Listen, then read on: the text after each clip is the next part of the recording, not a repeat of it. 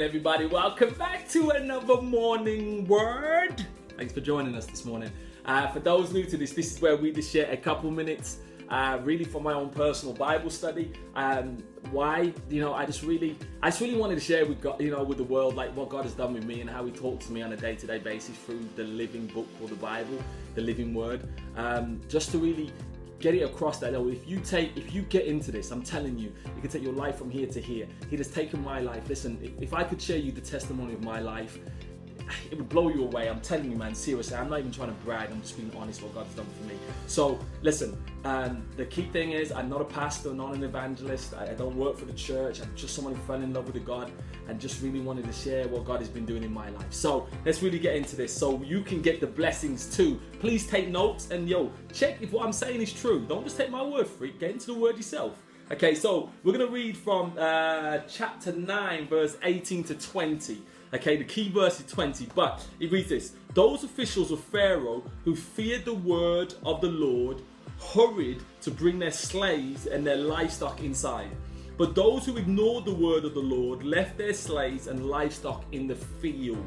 Okay, we're going to entitle this, Heed the Warnings. Can you hear me? Heed the warnings. Okay, now understand this was crazy. Pharaoh's officials, okay, that left their livestock, okay, their most valuable assets, like your livestock back then was like your bank account, okay, was a very source of your income, okay. They left it outside, even though, okay, they knew, okay, that what Moses spoke, okay, had a habit of coming true, okay, like 100%, okay. They'd already seen 8 miracles before that Moses had warned about happen, and Moses said, listen, there's about to be destruction, bring your stuff inside.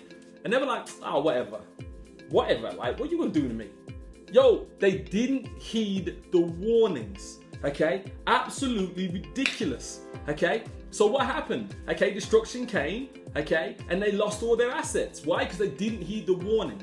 Now understand this, we are like this every day in our own lives. We're blatantly ignoring warnings, okay, that have been thrown out there. Like you're warned not to drink and drive because of the consequences, but we still do it. That makes no sense, okay? We're given warnings about don't smoke because it can lead to cancer, but I see more people smoking younger and younger all the time. It makes no sense. Why are you not heeding the warning, okay? There's, I was thinking about here, things that you don't need. We have warnings about debt. How many times you got to turn on the news and hear the debt crisis that individuals get into, and you're still buying stuff you don't need, still driving a car you can't afford.